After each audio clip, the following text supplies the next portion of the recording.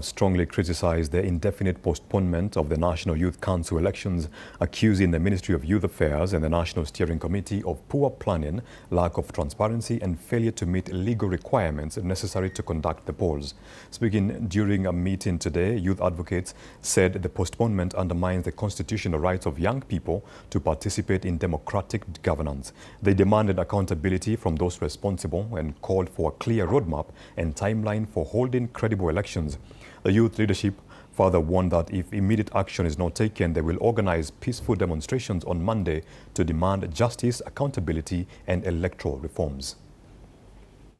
Future leaders, we have come together to address this disturbing issue of the National Youth Council elections that has led youths into a state of imbroglio.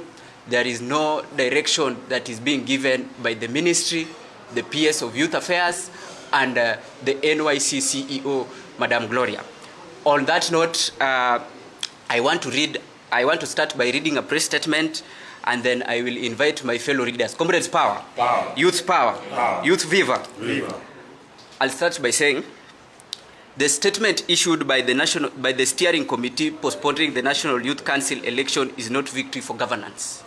It is painful confirmation of the institutional failure, incompetence, and disregard for constitutional rights of millions of youths in this Kenya.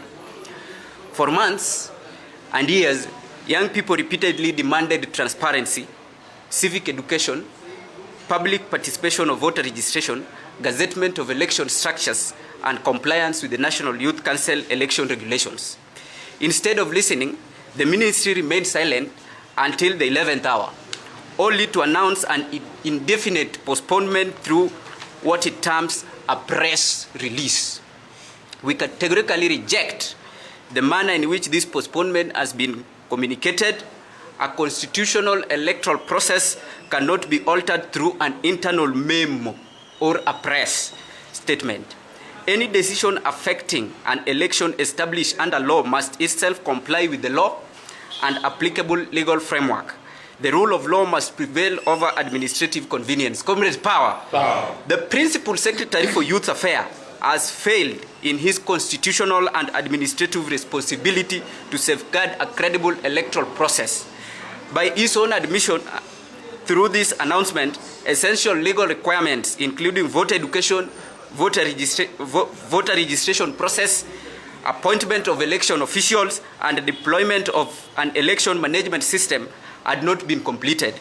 Such failures point to gross administrative incompetence and failure of leadership. Comrades, power. Power. For this reason, I call upon the Principal Secretary for Youth Affairs to take political responsibility and resign and go home back to BAMBA. Comrades, power. Power. Leadership is measured by not